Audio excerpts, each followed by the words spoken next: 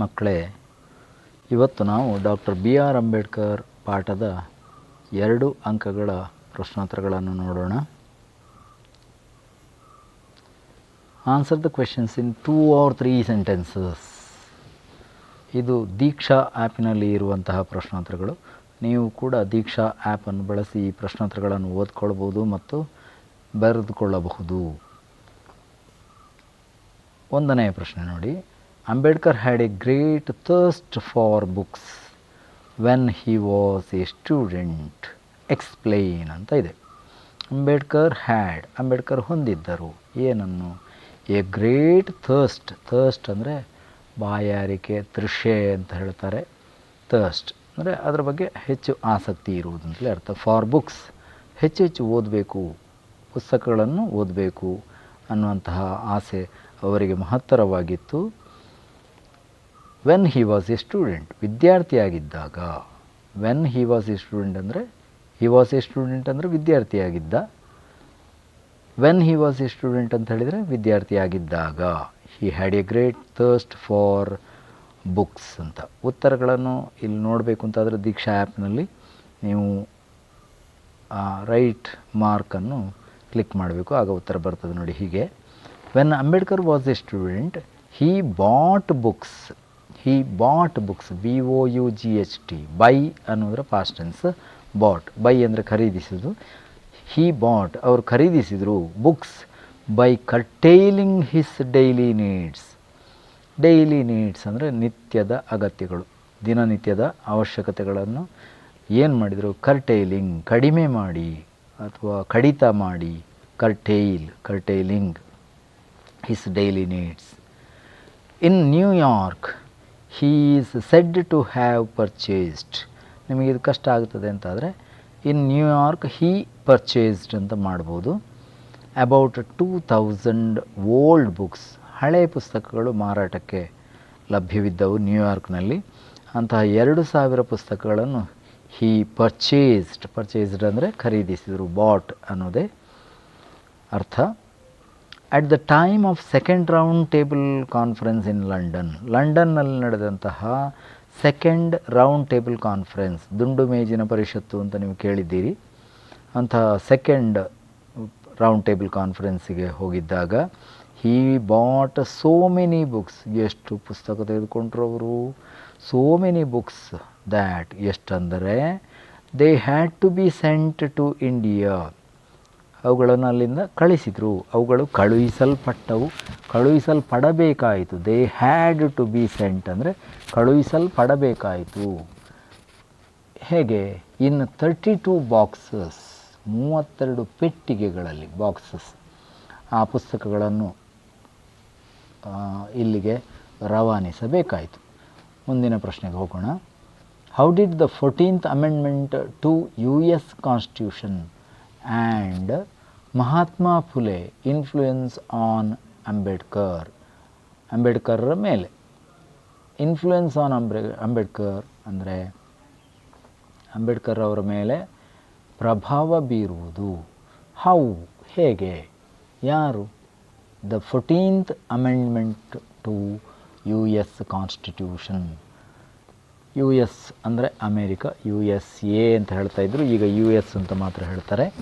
US constitution ಅಂದರೆ ಅಮೇರಿಕದ ಸಂವಿಧಾನ. ಆ ಸಂವಿಧಾನಕ್ಕೆ ಅವರು ಒಂದು ತಿದ್ದುಪಡಿ ಮಾಡಿದರು. That was the 14th amendment, 14ನೇ ತಿದ್ದುಪಡಿ. ಅದು ಅಂಬೇಡ್ಕರ್ರ ಮೇಲೆ ಹೇಗೆ ಪ್ರಭಾವ ಬೀರಿತು? ಮತ್ತು ಇನ್ನೊಬ್ಬರು ಮಹಾನ್ ವ್ಯಕ್ತಿ ಮಹಾತ್ಮ ಫುಲೆ, ಅವರು ಅಂಬೇಡ್ಕರ್ ಮೇಲೆ ಹೇಗೆ ಪ್ರಭಾವ ಬೀರಿದರು ಅಂತ ಪ್ರಶ್ನೆ ಇದೆ ಇಲ್ಲಿ. The 14th Amendment of US Constitution gave freedom to the black Americans. What was that amendment? Amendment ಅಂದರೆ ತಿದ್ದುಪಡಿ. 14th, 14ನೇದ್ದು US Constitution. Gave freedom fighters, freedom movement ಅಂತೆಲ್ಲ ಕೇಳಿದ್ದೀರಿ ನೀವು. ಸ್ವಾತಂತ್ರ್ಯ ಕೊಟ್ಟಿತು. ಆ ತಿದ್ದುಪಡಿ ಸ್ವಾತಂತ್ರ್ಯ ಕೊಟ್ಟಿತು. ಯಾರಿಗೆ? ಟು ದ ಬ್ಲ್ಯಾಕ್ ಅಮೇರಿಕನ್ಸ್, ಅಮೇರಿಕದ ಕಪ್ಪು ಜನಾಂಗದವರಿಗೆ ಸ್ವಾತಂತ್ರ್ಯ ತಂದುಕೊಟ್ಟಿತು. Doctor Ambedkar saw a parallel of the situation. Doctor Ambedkar see ಅನ್ನೋದ್ರ ಪಾಸ್ಟ್ ಟೆನ್ಸ್ ನೋಡಿದರು. ಏನು? A parallel of the situation, ಅಮೇರಿಕದಲ್ಲಿ ಇದ್ದಂತಹ ಸ್ಥಿತಿ ಮತ್ತು ಭಾರತದಲ್ಲಿದ್ದಂತಹ ಸ್ಥಿತಿ ಇದು ಹೆಚ್ಚು ಕಡಿಮೆ ಒಂದೇ ಆಗಿತ್ತು ಅಂತ ಅವರು ಗ್ರಹಿಸಿದರು. ಪ್ಯಾರಲಲ್ ಅಂದರೆ ಸಮಾನಾಂತರ ಅಂತ ಹೇಳ್ತಾರೆ, ಅದೇ ರೀತಿಯಾದದ್ದು ಅಂತ ಅರ್ಥ. ಪ್ಯಾರಲಲ್ ಯಾರ ಸ್ಥಿತಿ? Of the depressed class in India, ಭಾರತದಲ್ಲಿ ದಲಿತರಾಗಿದ್ದವರು ಅವರ ಸ್ಥಿತಿ ಅಮೇರಿಕದಲ್ಲಿದ್ದಂತಹ ಕಪ್ಪು ಜನರ ಸ್ಥಿತಿಗಿಂತ ಭಿನ್ನವಾಗಿರಲಿಲ್ಲ, ಹೆಚ್ಚು ಕಡಿಮೆ ಸಮಾನವಾಗಿತ್ತು ಅಂತ ಹೇಳಿ ಅವರು ಅರ್ಥ ಮಾಡಿಕೊಂಡರು. ಹಾಗೆ ಅಲ್ಲಿನ ಸಂವಿಧಾನದ, ಅಮೇರಿಕದ ಸಂವಿಧಾನದ ತಿದ್ದುಪಡಿ ಭಾರತದ ಜನರ ಮೇಲೆ ಕೂಡ ಪ್ರಭಾವ ಬೀರುವಂತೆ ಆಯಿತು. ಡಾಕ್ಟರ್ ಅಂಬೇಡ್ಕರ್ ಅವರ ಮೇಲೆ ಅದು ಪ್ರಭಾವ ಬೀರಿತು ಅಂತ. Mahatma Phule was the votary of a classless society. Mahatma Phule, Jyotirao Phule, Jyotiba Phule ಅಂತೆಲ್ಲ ಕೇಳಿದ್ದೀರಿ. ಅವರ ಬಗ್ಗೆ ಇಲ್ಲಿ ಹೇಳಲಾಗ್ತದೆ. Mahatma Phule was the votary of a classless society. ಅಂದರೆ ವೋಟರಿ ಅಂದರೆ ಪ್ರತಿಪಾದಕರು ಅಂತ ಹೇಳ್ಬೋದು, ಅದರ ಪರವಾಗಿ ಇರುವವರು ಅಂತ ಹೇಳುವವರು. ವೋಟ್ ಅನ್ನುವ ಶಬ್ದ ಕೇಳಿದ್ದೀರಿ, ಮತದಾನ, ವೋಟಿಂಗ್ ಎಲ್ಲ ಕೇಳಿದ್ದೀರಿ. ವೋಟರಿ ಅಂದರೆ ಅದರ ಪರವಾಗಿರುವವರು. ಯಾವುದರ ಪರವಾಗಿ? ಎ ಕ್ಲಾಸ್ಲೆಸ್ ಸೊಸೈಟಿ, ವರ್ಗರಹಿತ ಸಮಾಜದ ಪರವಾಗಿದ್ದವರು ಅವರು. ಅಂದರೆ ಮೇಲು ಕೀಳು ಇತ್ಯಾದಿ ವರ್ಗೀಕರಣ ಇವುಗಳಿಗೆಲ್ಲ ಅವರು ಪರವಾಗಿರಲಿಲ್ಲ. ಅದಿಲ್ಲದ ಒಂದು ಸಮಾಜ ನಿರ್ಮಾಣ ಆಗಬೇಕು ಅಂತ ಹೇಳಿ ಶ್ರಮಿಸಿದವರು Mahatma Phule. And women's uplift ಅಂದರೆ ಮಹಿಳಾ ಸಶಕ್ತೀಕರಣ, ಸಬಲೀಕರಣ ಅಂತ. ಅಪ್ಲಿಫ್ಟ್ ಅಂತ ಹೇಳಿದರೆ ಮೇಲೆತ್ತುವುದು, ಅಂದರೆ ಅವರ ಬಲವರ್ಧನೆಗೆ ಶ್ರಮಿಸಿದವರು Mahatma Phule. These two factors, ಎರಡು ಅಂಶಗಳು ಇನ್ಫ್ಲುಯೆನ್ಸ್ಡ್ ಆನ್ ಅಂಬೇಡ್ಕರ್, ಅವರ ಮೇಲೆ ಪ್ರಭಾವ ಬೀರಿತು. ಎಷ್ಟು? ಸೋ ಮಚ್ ದ್ಯಾಟ್ ಅಂದರೆ ಎಷ್ಟೆಂದರೆ he decided to devote himself for the amelioration of his underprivileged brethren ಅಂತ ಹೇಳ್ತಾರೆ. ಡಿಸೈಡೆಡ್ ಟು ಡಿವೋಟ್ ಹಿಮ್ಸೆಲ್ಫ್, ಅಲ್ಲಿ ಡಿವೋಟ್ ಅನ್ನುವಂಥ ಪದವನ್ನು ಬಳಸಬಹುದು. ತನ್ನನ್ನು ತಾನು ಅದಕ್ಕೆ ಮುಡಿಪಾಗಿಡುವುದಕ್ಕೆ. ಯಾವುದಕ್ಕೆ ಮುಡಿಪಾಗಿಡುವುದು? For the amelioration of his underprivileged ಅಥವಾ ಅನ್ಪ್ರಿವಿಲೇಜ್ಡ್ ಬ್ರೆದ್ರನ್, ತನ್ನ ಸೋದರ ಸೋದರಿಯರಿಗೆ. ಎಂತಹ ಸೋದರ ಸೋದರಿಯರು? ಅವಕಾಶ ವಂಚಿತರು, ಸೌಲಭ್ಯ ವಂಚಿತರು, ದಲಿತರು, ಅವರ ಸ್ಥಿತಿಯ ಸುಧಾರಣೆಗೆ ತನ್ನ ಜೀವನವನ್ನು ಮುಡಿಪಾಗಿಡುವುದಕ್ಕೆ ಅವರು ನಿರ್ಧರಿಸುವಷ್ಟು ಈ ಎರಡು ಅಂಶಗಳು, those two factors, one is the 14th Amendment of US Constitution and the works of Mahatma Phule. ಇವೆರಡು ಅಂಶಗಳು ಅವರ ಮೇಲೆ ಪ್ರಭಾವ ಬೀರಿದವು. Next question.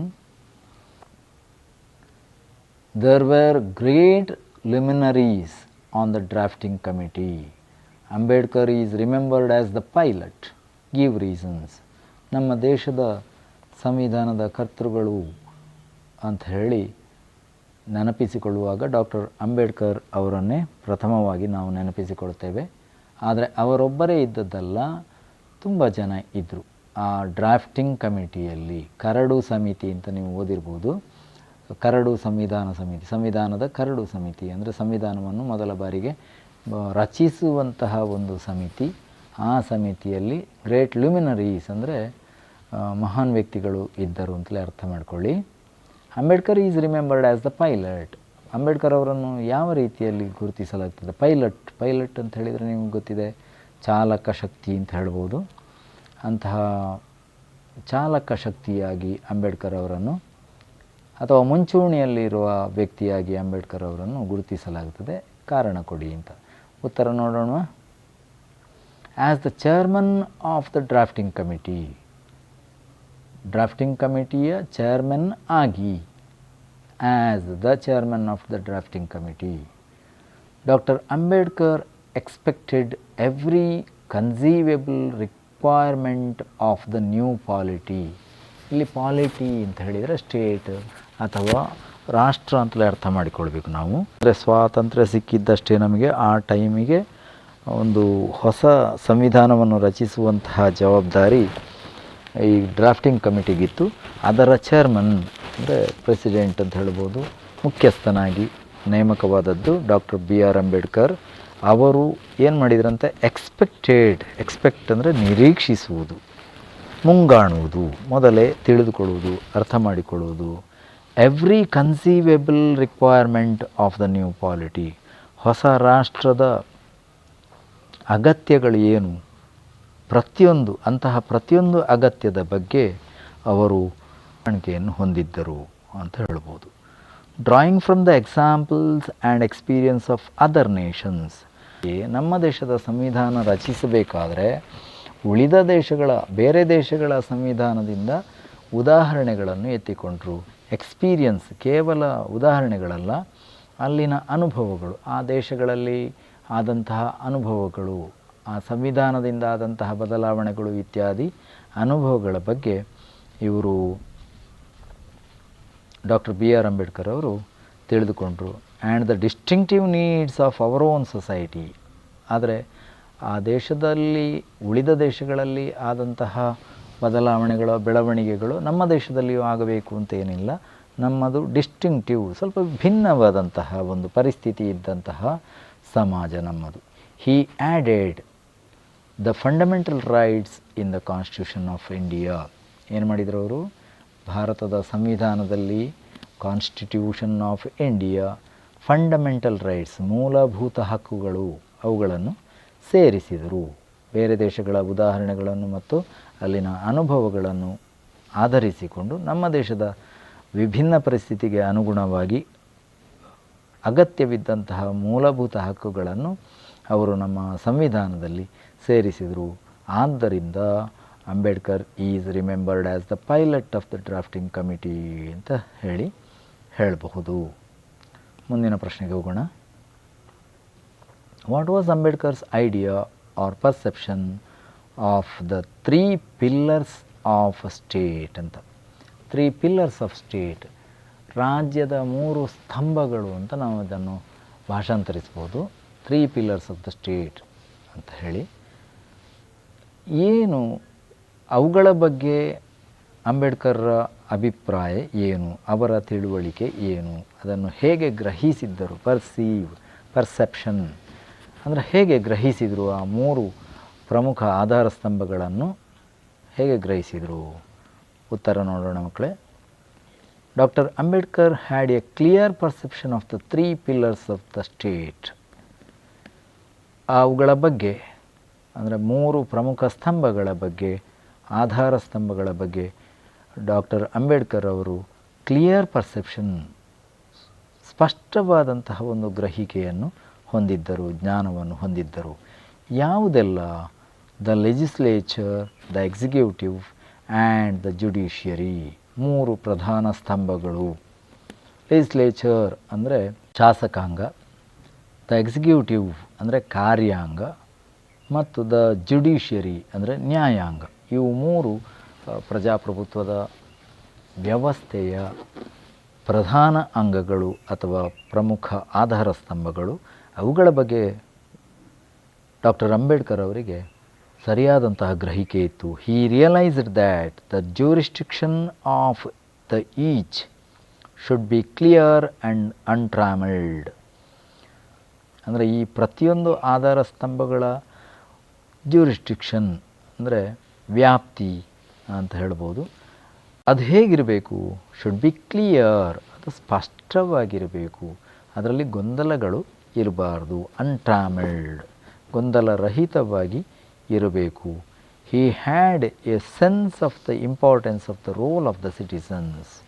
ಇಂಪಾರ್ಟೆನ್ಸ್, IMPORTANCE, ಪ್ರಾಮುಖ್ಯ. ಆ ಪ್ರಾಮುಖ್ಯವೇನು ಅನ್ನೋದ್ರ ಬಗ್ಗೆ ಕೂಡ ಅವರಿಗೆ ಅರಿವಿತ್ತು. ಮುಂದಿನ ಪ್ರಶ್ನೆಗೆ ಹೋಗೋಣ. What are the significant observations of doctor Ambedkar on the constitution?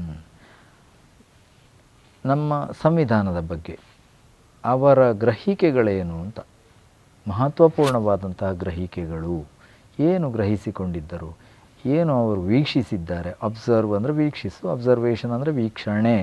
The constitution is A fundamental document, ಒಂದು ಮೂಲಭೂತವಾದಂತಹ ದಾಖಲೆ ಅದು, document fundamental. It defines the position and power of the 3 organs of the state. ಅದು ವ್ಯಾಖ್ಯಾನಿಸ್ತದೆ. ಡಿಫೈನ್ ಅಂದರೆ ವ್ಯಾಖ್ಯಾನಿಸು, ವ್ಯಾಖ್ಯೆ, definition, define, ವ್ಯಾಖ್ಯಾನಿಸು, ಸರಿಯಾದ ರೀತಿಯಲ್ಲಿ ಅರ್ಥವಿಸು, ಸಂಕ್ಷಿಪ್ತವಾಗಿ ಆದರೆ ಸ್ಫುಟವಾಗಿ ಅರ್ಥವಿಸುವುದು ಅಂತಲೇ ತಿಳಿದುಕೊಳ್ಬೇಕು ನಾವು.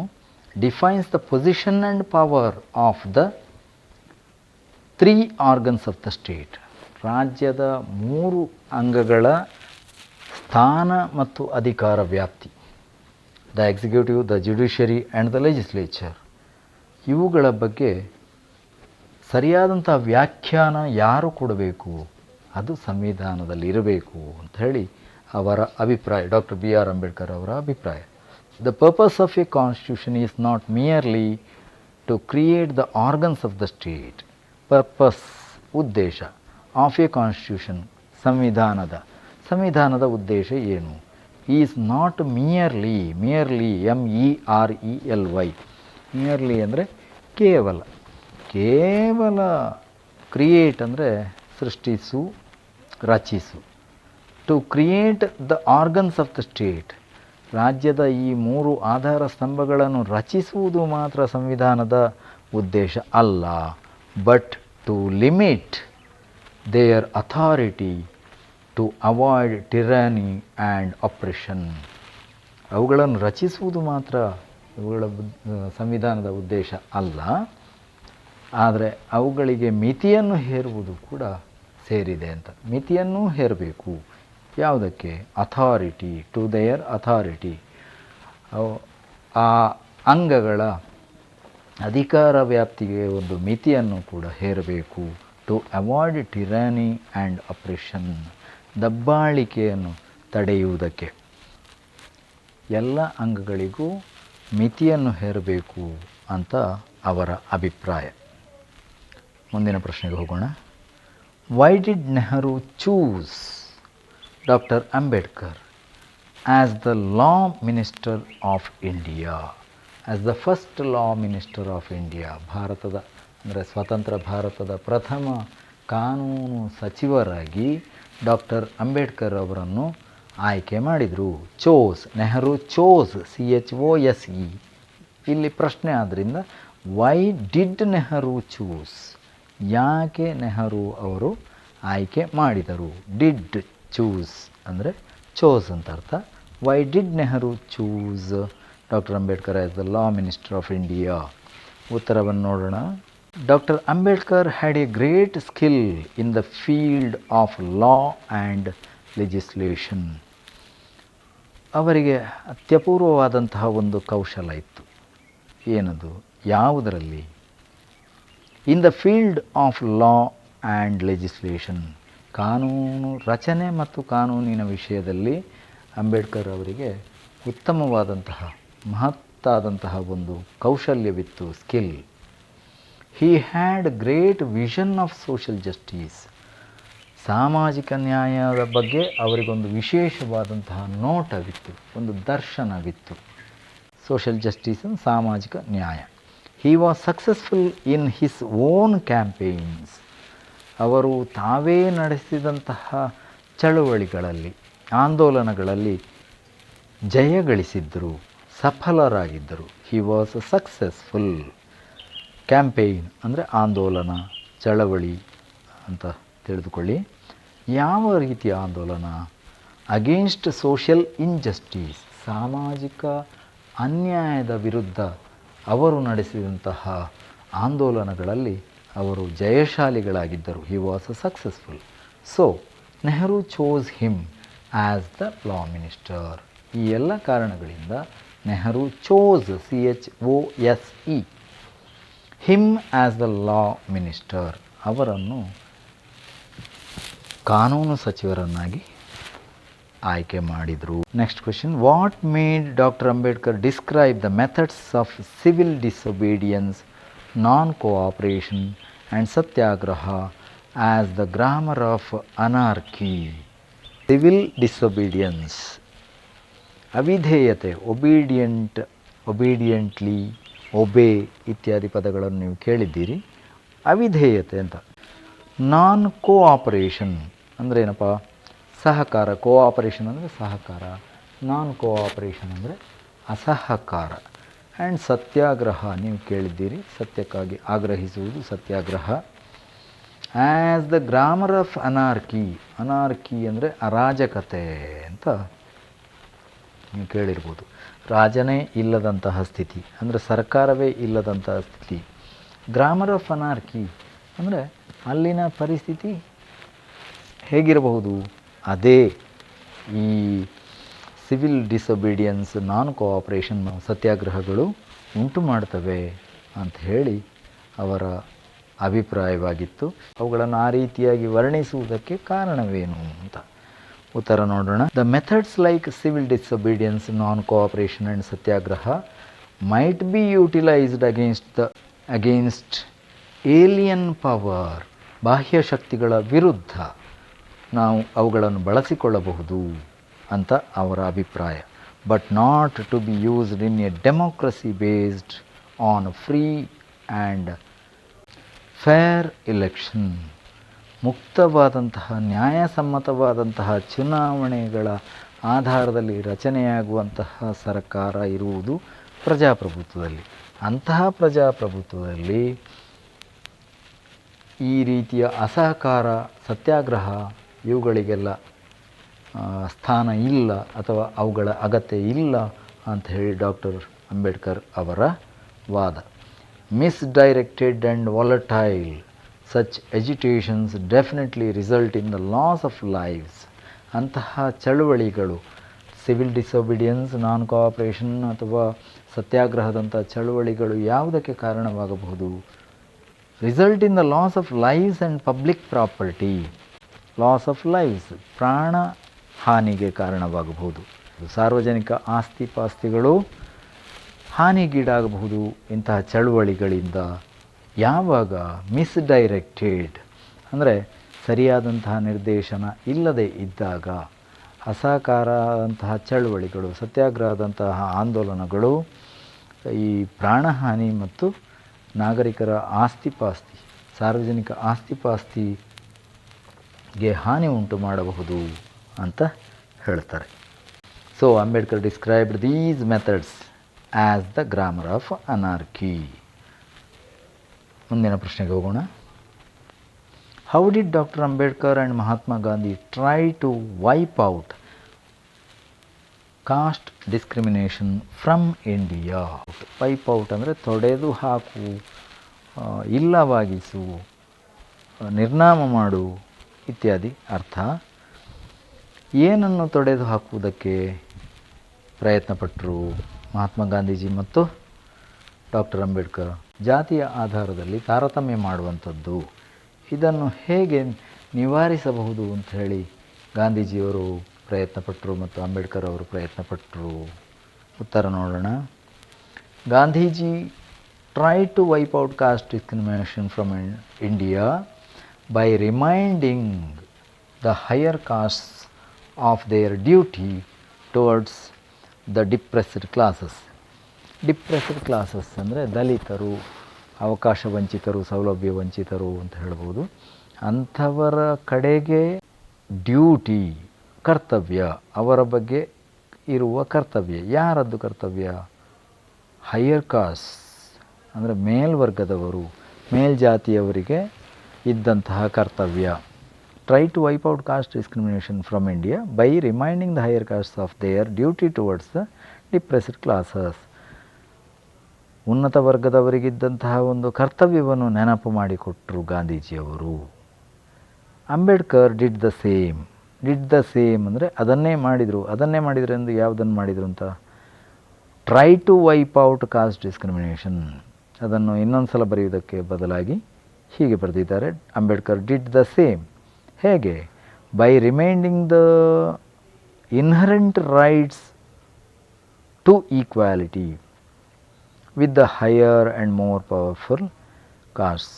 ಇವರು ದಲಿತರಿಗೆ ನೆನಪಿಸಿಕೊಟ್ರು ಏನನ್ನು, ದೇಯರ್ ಇನ್ಹರೆಂಟ್ ರೈಟ್ಸ್, ಸಹಜವಾದಂತಹ ಹುಟ್ಟಿನೊಂದಿಗೆ ಬರಬೇಕಾದಂತಹ ಸಮಾನತೆಯ ಹಕ್ಕನ್ನು ನೆನಪಿಸಿಕೊಟ್ರು ಡಾಕ್ಟರ್ ಬಿ ಆರ್ ಅಂಬೇಡ್ಕರ್ ಅವರು. Gandhiji stressed the duties and Ambedkar stressed the rights. ಗಾಂಧೀಜಿಯವರು ಮೇಲ್ವರ್ಗದವರ ಕರ್ತವ್ಯವನ್ನು ನೆನಪಿಸಿಕೊಟ್ರೆ ಡಾಕ್ಟರ್ ಅಂಬೇಡ್ಕರ್ ಅವರು ದಲಿತರ ಹಕ್ಕುಗಳನ್ನು ನೆನಪಿಸಿಕೊಟ್ರು. ಹೀಗೆ ಇಬ್ಬರೂ ಕೂಡ they tried to wipe out caste discrimination from India. ಭಾರತದಿಂದಲೇ ಜಾತೀಯ ತಾರತಮ್ಯವನ್ನು ಹೊರಗೋಡಿಸುವುದಕ್ಕೆ ಪ್ರಯತ್ನಪಟ್ಟರು. What is divide and rule? Who used it? Divide and rule. Divide ಅಂದರೆ ವಿಭಜಿಸುವುದು, ಒಡೆಯುವುದು. ರೂಲ್ ಅಂದರೆ ಆಳುವುದು, ಒಡೆದು ಆಳುವ ನೀತಿ. ಹೂ ಯೂಸ್ಡ್ ಇಟ್? ಹೂ ಅಂದ್ರೇನು? ಯಾರು ಅಂತ ಅರ್ಥ. Who used it?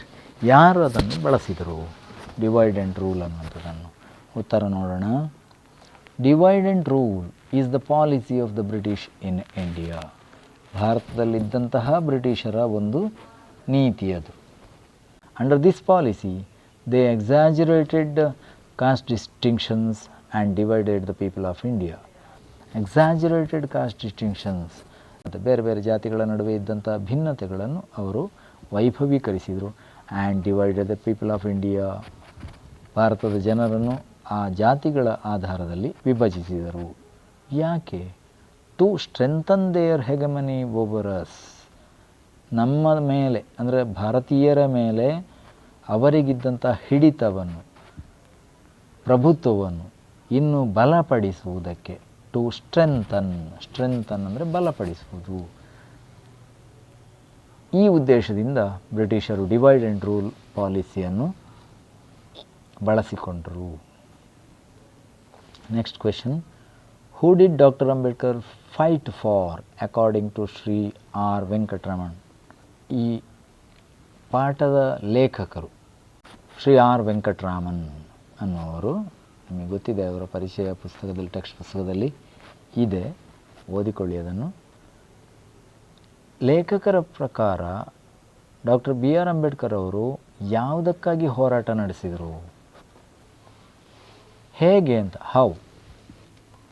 ಉತ್ತರ ನೋಡೋಣ.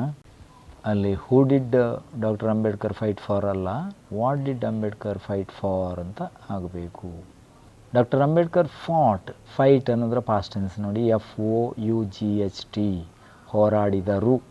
For the uplift of the depressed classes, ದಲಿತ ವರ್ಗದವರ ಉನ್ನತೀಕರಣಕ್ಕೆ, ಅಭಿವೃದ್ಧಿಗೆ ಡಾಕ್ಟರ್ ಅಂಬೇಡ್ಕರ್ ಅವರು ಹೋರಾಡಿದರು. He started newspapers like, newspaper ಗೊತ್ತಿದೆ ನಿಮಗೆ, ವೃತ್ತಪತ್ರಿಕೆಗಳು.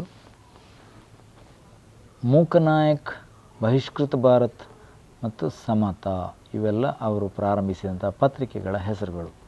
They were recognised as the authentic voices of these classes. ಈ ಪತ್ರಿಕೆಗಳನ್ನು ಏನೆಂದು ಗುರುತಿಸಲಾಗುತ್ತಿತ್ತು ಆ ಕಾಲದಲ್ಲಿ? Authentic voices of these classes. ಈ ವರ್ಗಗಳ ಅಂದರೆ ದಲಿತ ವರ್ಗಗಳ ಅಧಿಕೃತವಾದಂತಹ ಧ್ವನಿ ಎಂಬುದಾಗಿ ಆ ಪತ್ರಿಕೆಗಳನ್ನು ಗುರುತಿಸಲಾಗ್ತಿತ್ತು. ದೇ ವರ್ ರೆಕಗ್ನೈಸ್, ರೆಕಗ್ನೈಸ್ ಅಂದರೆ ಗುರುತಿಸು. ಹಿ ಸೆಟಪ್ ಇನ್ಸ್ಟಿಟ್ಯೂಷನ್ಸ್, ಸೇ ಅಲ್ಲ, SET ಆಗಬೇಕದು. He set up institutions such as the Hitakarini Sabha and the independent labour party of India. Set up institutions, institutions ಅಂದರೆ ಸಂಸ್ಥೆಗಳು ಅಂಥೇಳಿ.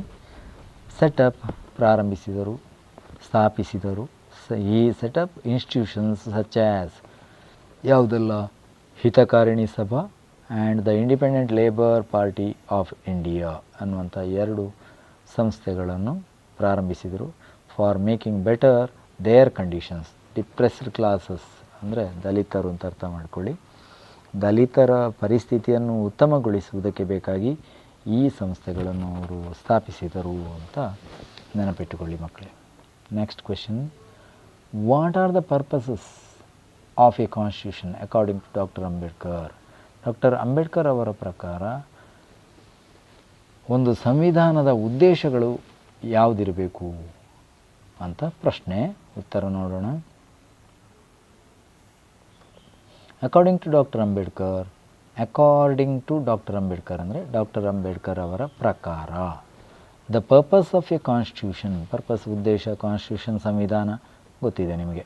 The purpose of a constitution ಒಂದು ಸಂವಿಧಾನದ ಉದ್ದೇಶ is not merely to create the organs of the state.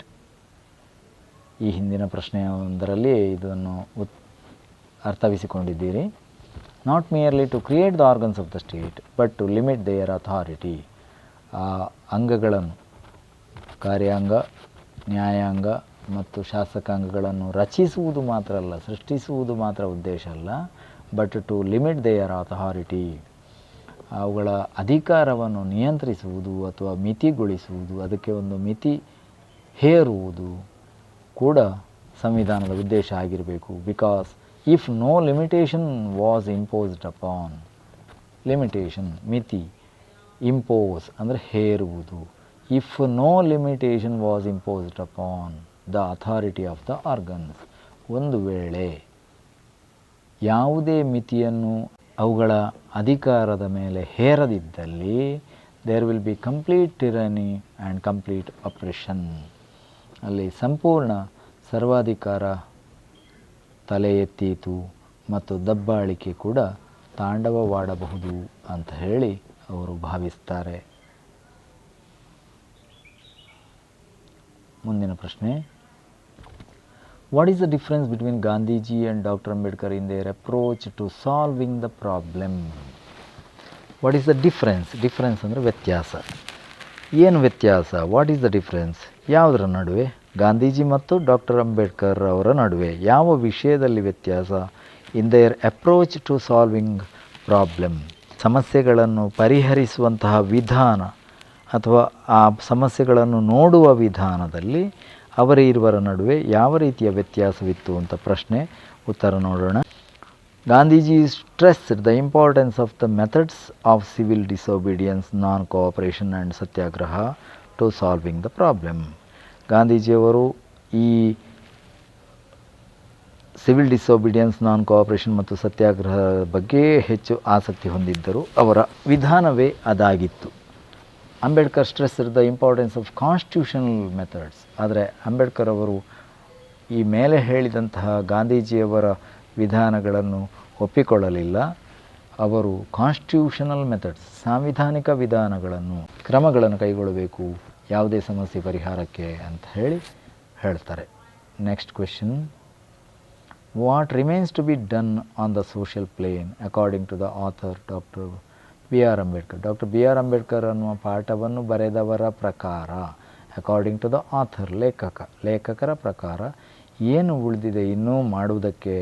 Social plane, ಸಾಮಾಜಿಕ ವ್ಯವಸ್ಥೆಯಲ್ಲಿ ಅಂತ ಅರ್ಥ ಮಾಡಿಕೊಳ್ಳಿ. ಸಾಮಾಜಿಕ ವ್ಯವಸ್ಥೆಯಲ್ಲಿ ಇನ್ನೂ ಬದಲಾವಣೆಗಳ ಅವಶ್ಯಕತೆ ಇದೆ. The annual reports of the commissioner for scheduled castes and scheduled tribes list several violations of the law. Annual reports of the commissioner, ಆಯುಕ್ತರು, ಕಮಿಷನರ್ ಅಂತ ಹೇಳಿದರೆ ಆಯುಕ್ತರು ಅನ್ನುವಂಥ ಒಂದು ಪದವನ್ನು ಕೇಳಿರ್ಬೋದು ನೀವು. ಯಾವುದರ ಆಯುಕ್ತರು? For scheduled castes and scheduled tribes, ಪರಿಶಿಷ್ಟ ಜಾತಿ ಮತ್ತು ಪರಿಶಿಷ್ಟ ಪಂಗಡಗಳಿಗೆ ಒಬ್ಬರು ಆಯುಕ್ತರಿದ್ದಾರೆ. ಅವರ ಆ್ಯನ್ಯುವಲ್ ರಿಪೋರ್ಟ್ಸ್, ವಾರ್ಷಿಕ ವರದಿಗಳು, ಅವುಗಳ ಪ್ರಕಾರ ಸೆವರಲ್ ವಯೋಲೇಷನ್ಸ್ ಆಫ್ ದ ಲಾ, ಕಾನೂನು ಉಲ್ಲಂಘನೆಯ ಅನೇಕ ನಿದರ್ಶನಗಳನ್ನು, ವಯೋಲೇಷನ್ ಅಂದರೆ ಉಲ್ಲಂಘನೆ, ಅದನ್ನು ಮೀರಿ ನಡೆಯುವುದು ಅಂತಲೇ ಅರ್ಥ. ಉಲ್ಲಂಘನೆ, ವಯೋಲೇಷನ್ ಅಂತ ಹೇಳಿದರೆ several violations of the law. The members of the scheduled caste have been discriminated yet. ಇನ್ನೂ ಕೂಡ ಶೆಡ್ಯೂಲ್ಡ್ ಕಾಸ್ಟ್ ಅಂದರೆ ಪರಿಶಿಷ್ಟ ಜಾತಿಯವರನ್ನು ಭಿನ್ನವಾಗಿಯೇ ಕಾಣಲಾಗ್ತಾ ಇದೆ. ತಾರತಮ್ಯ ಭಾವನೆಯಿಂದ ಅವರು ಇನ್ನೂ ಕೂಡ ತೊಂದರೆಗೊಳಗಾಗಿದ್ದಾರೆ. This social discrimination should be completely eliminated from our society. ಇಂತಹ ಒಂದು ಸಾಮಾಜಿಕವಾದಂತಹ ತಾರತಮ್ಯವನ್ನು, ಡಿಸ್ಕ್ರಿಮಿನೇಷನ್ ನಾವೇನು ಮಾಡಬೇಕು? ಕಂಪ್ಲೀಟ್ಲಿ ಎಲಿಮಿನೇಟ್, ಸಂಪೂರ್ಣವಾಗಿ ತೊಡೆದು ಹಾಕಬೇಕು, ಇಲ್ಲವಾಗಿಸಬೇಕು ನಮ್ಮ ಸಮಾಜದಿಂದ ಅಂತ ಈ ಪ್ರಶ್ನೆಯ ಉತ್ತರ. Next, who was the chairman of the drafting committee of the constitution assembly? ನೋಡಿ, ಇದು ಸ್ವಲ್ಪ ಕನ್ಫ್ಯೂಸಿಂಗ್. ಕಾನ್ಸ್ಟಿಟ್ಯೂಷನ್ ಅಸೆಂಬ್ಲಿ ಬೇರೆ, ಡ್ರಾಫ್ಟಿಂಗ್ ಕಮಿಟಿ ಬೇರೆ. ಇಲ್ಲಿ ಕೇಳಿದ್ದು ಹೂ, ಯಾರು ಆಗಿದ್ದರು chairman? Who was the chairman of the drafting committee of the constitution? ಸಂವಿಧಾನದ ಕರಡು ಸಮಿತಿಯ ಅಧ್ಯಕ್ಷರಾಗಿದ್ದವರು ಯಾರು ಅಂಥೇಳಿ. ಹೂ were the other members of the committee? ಆ ಕಮಿಟಿಯ ಇನ್ನುಳಿದ ಸದಸ್ಯರುಗಳು ಯಾರು ಅಂತ. ಇದು ಸುಲಭವಾದಂತಹ ನೇರ ಪ್ರಶ್ನೆ. Doctor Ambedkar was the chairman of the drafting committee of the constituent assembly. The other members var Alladi Krishnaswamy Iyer, K M Munshi and N Gopalaswamy Iyengar. ಇದು ನಿಮಗೆ ಅರ್ಥ ಆಗ್ತದೆ.